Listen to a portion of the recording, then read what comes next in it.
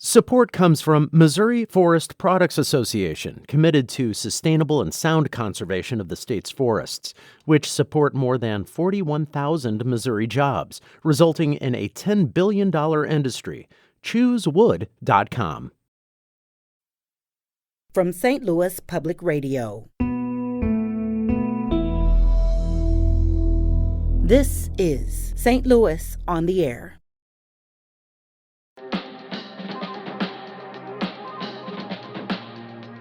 They're putting districts in really uncomfortable positions. I think at the start of COVID, everyone kind of got behind the idea of, we need to pay teachers more because what they're doing is hard work and I can't do this at home, was the kind of the cry that we heard a lot of parents say. The problem is we're seeing inflation run with that, so we're still treading water. The way our state statutes are laid out, we can't just give a bonus. We can't just say, okay, teachers, you've had a hard year, here's a bonus. We have to tie that to some other duties, some other That's expectation. State law? That is state law. That? I'm Sarah Fensky.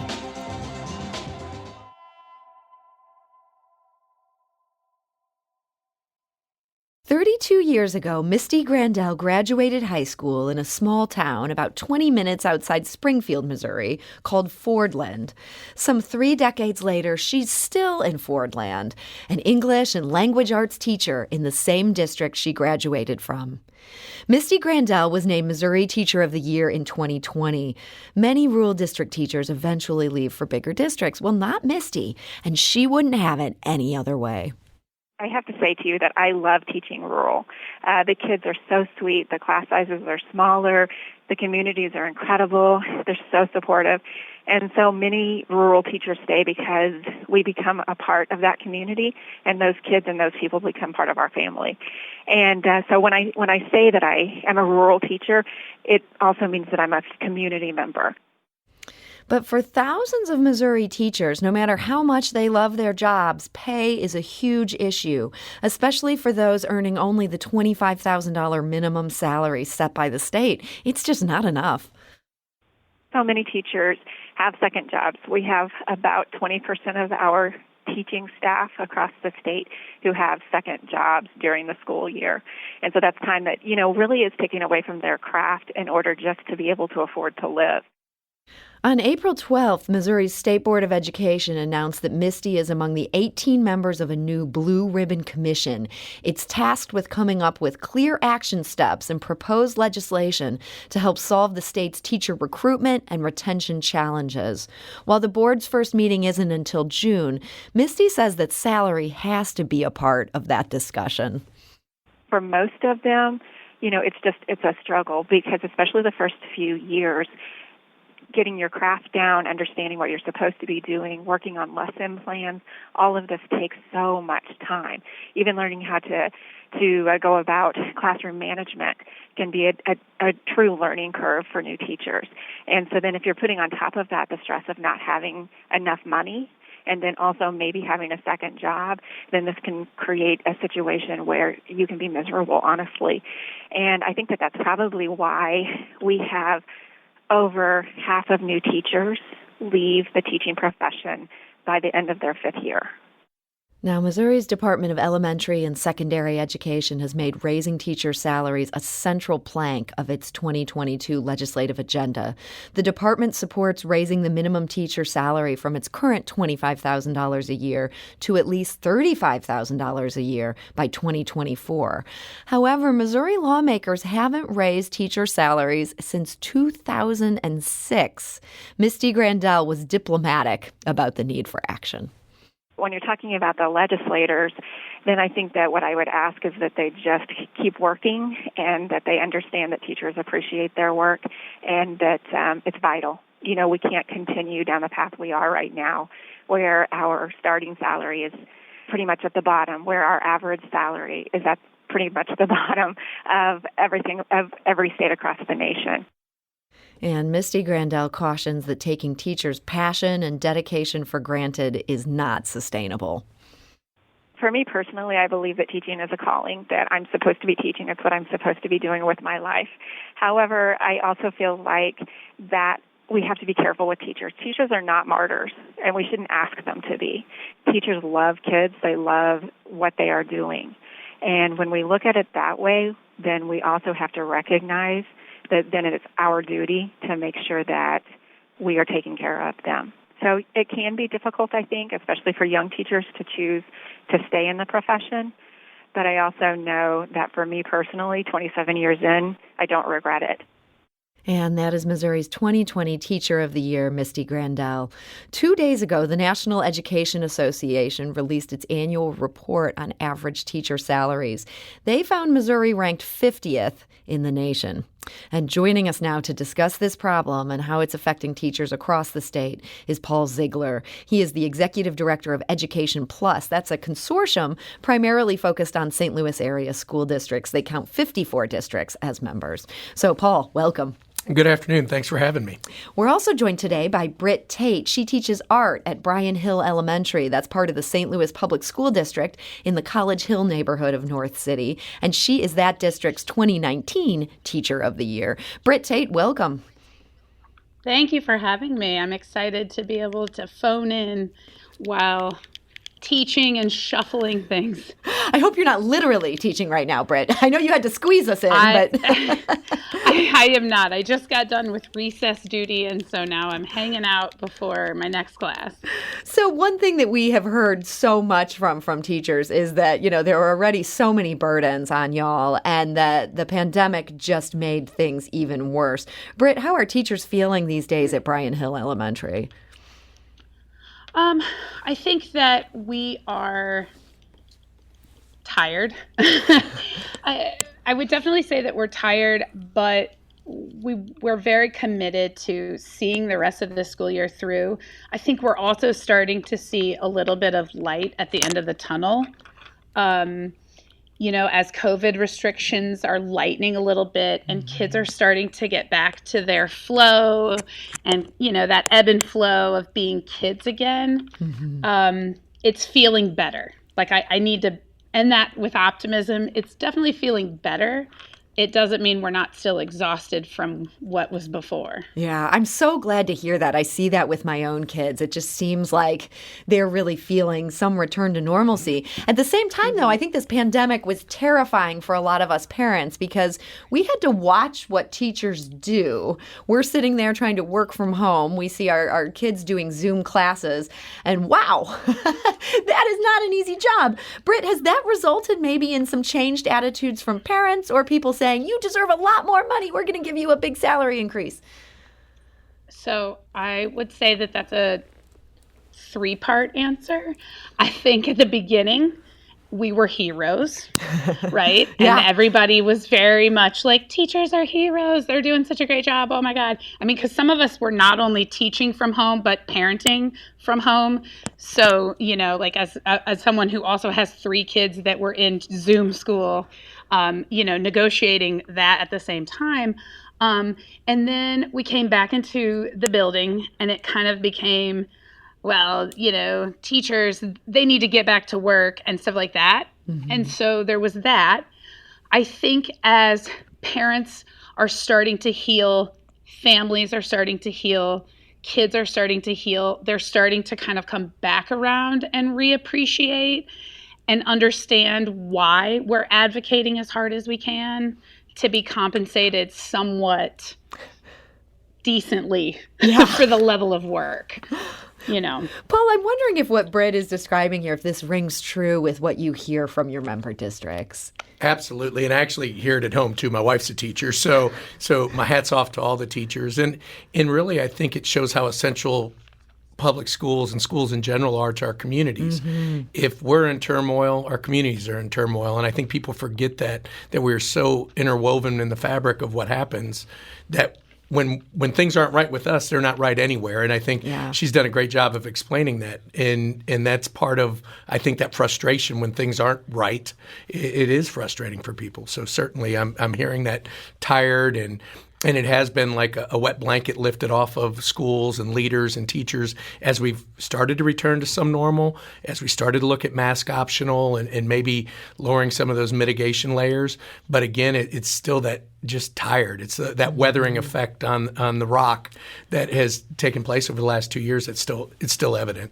Hearing Britt talk about hoping to be compensated reasonably decently, Paul, have you seen many districts give out big pay increases in these last couple of years? Probably not right that first year of the pandemic. There was so much concern over what does this really look like? What does it do for the economy? Yeah. And because of that, I think there was I was always a conservative budgeter because the worst thing I can do is run a school district into the ground. So I think there was a lot of that. As we started to come out of it, there's been a lot of stimulus dollars that have kind of been put forth. And really, I think a lot of districts this year especially are looking, how can we do something kind of extraordinary for our teachers? And I think they are looking at trying to make what would be a larger than normal raise, but the problem is we're seeing inflation run with that. So we're still treading water. We're not really making any progress, I think, in a lot of those areas. And we pay better in St. Louis region than you would find in outstate, like Missy was talking about. So certainly we're in a little different position than even some of those situations.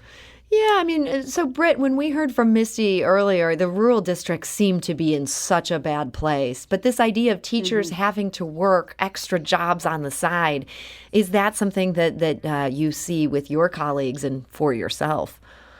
So I can speak for myself. I have always had a side hustle. My side hustle has been baking cakes, or this year our school district implemented an after-school program. That's how we use some of our relief funds to open up more wraparound services and provide tutoring, and they're paying teachers quite well to stay after school. And so I work my entire school day, and then I drive to my other school because I'm actually at Bryan Hill and Columbia in the St. Louis Public Schools, and I drive over to Columbia for 3 hours in the afternoon to facilitate the after-school program over there.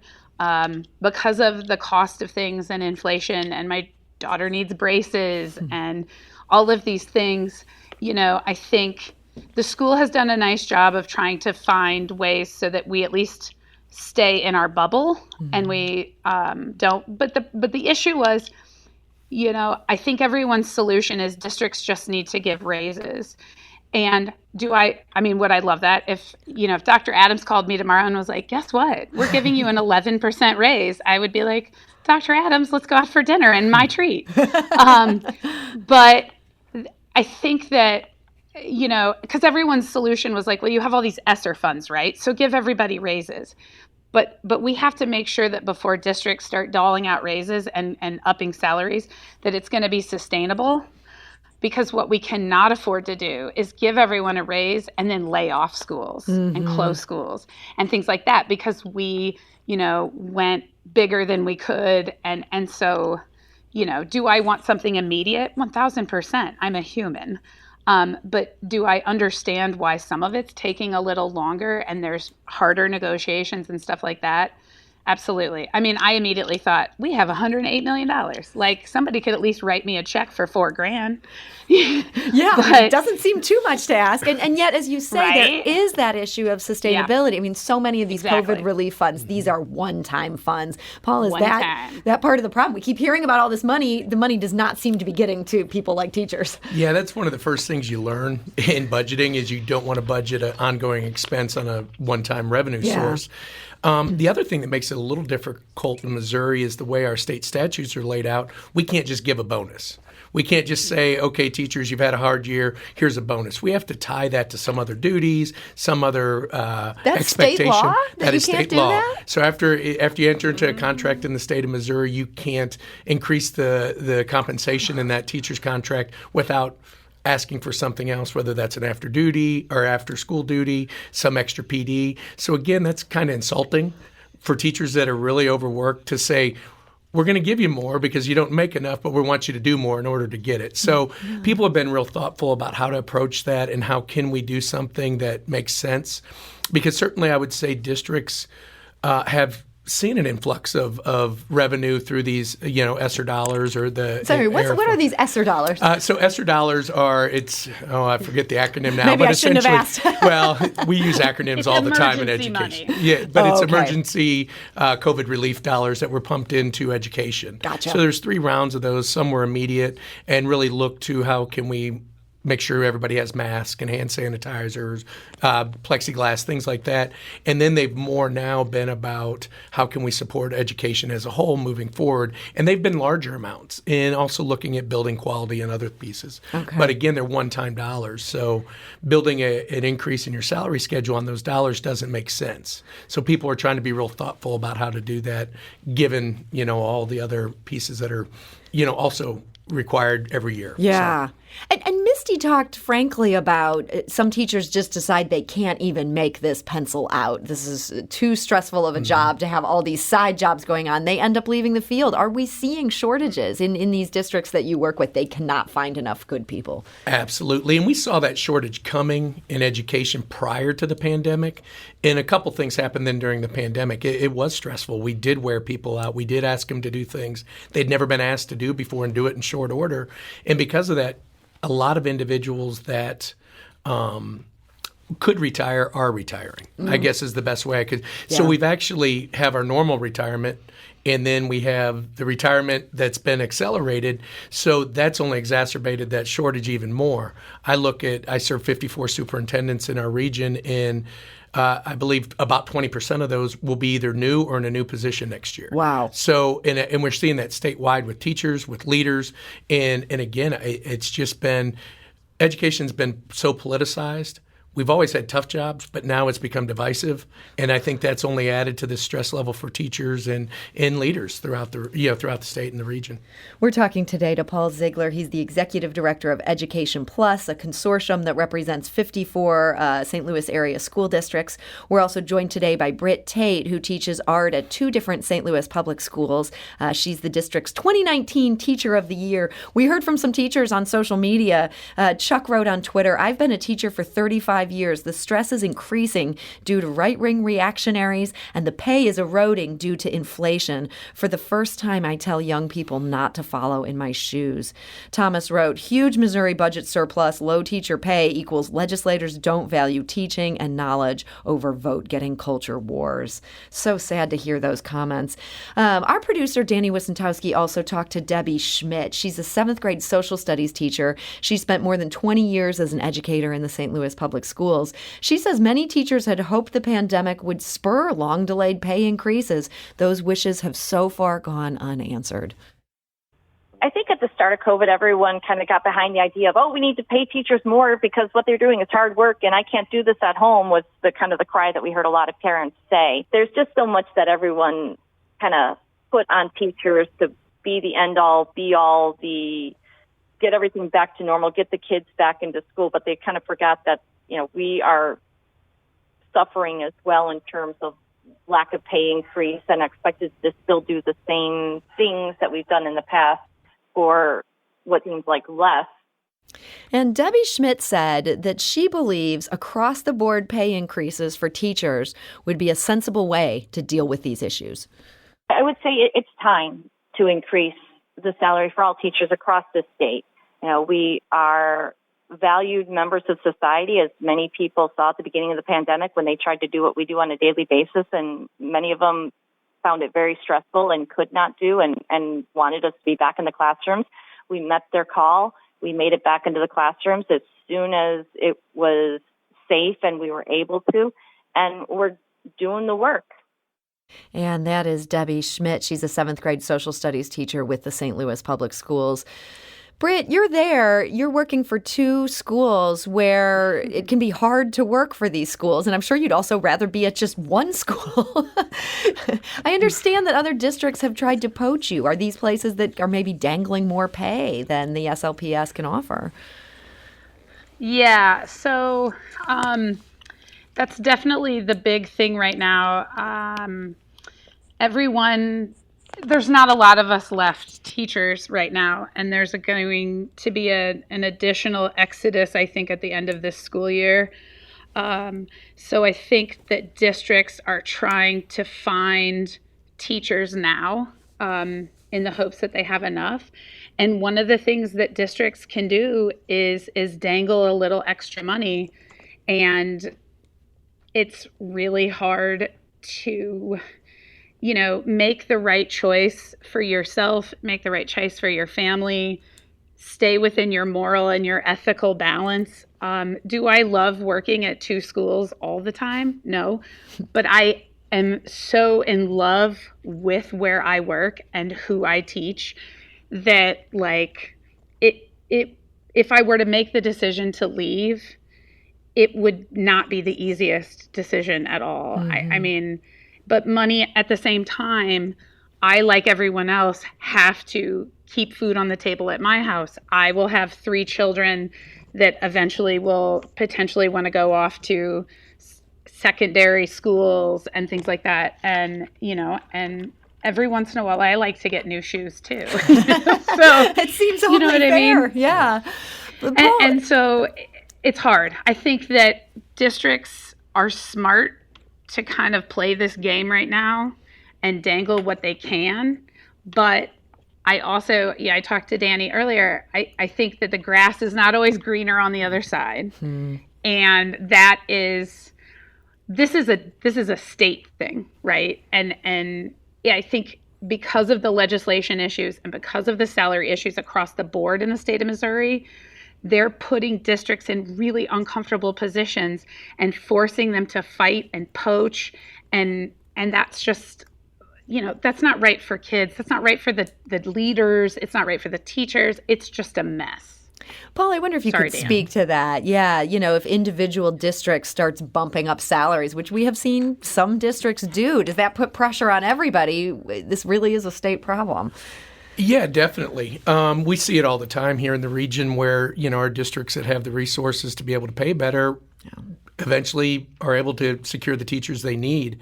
And then that oftentimes leads to what I'd call our fringe districts that may not have as much resources. They look to rural communities to kind of lure those people in, and that's unfortunate. And pay is a big portion of it.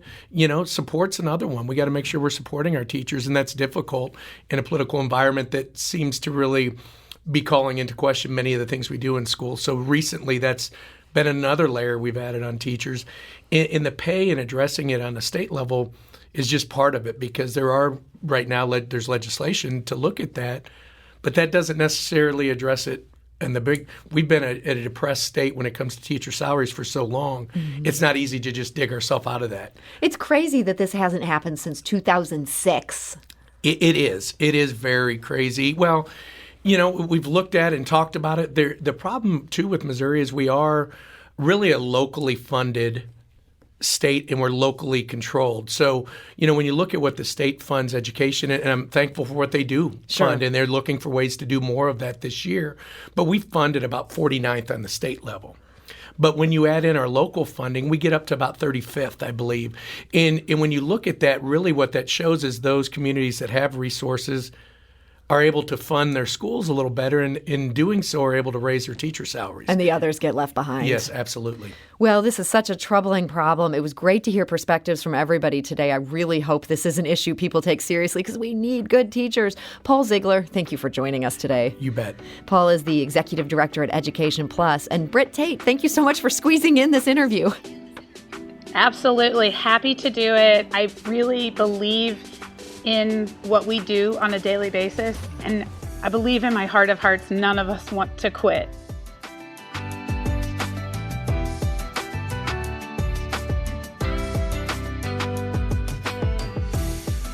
This episode was produced by Danny Wissentowski, with audio engineering and podcast design by Aaron Dorr. Our executive producer is Alex Hoyer.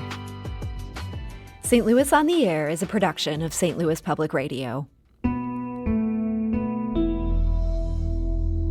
Understanding starts here. Do you find yourself regularly listening to episodes of St. Louis on the Air? Suggest us to a friend you think might enjoy our conversations. And leave us a review and rating on Apple Podcasts on the App Store. It's the simplest way to help people discover our show. Thanks. St. Louis Public Radio is a member-supported service of the University of Missouri St. Louis.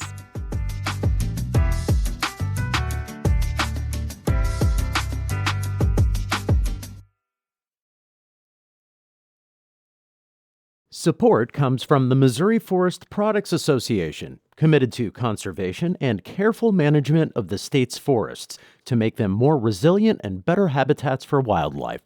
ChooseWood.com.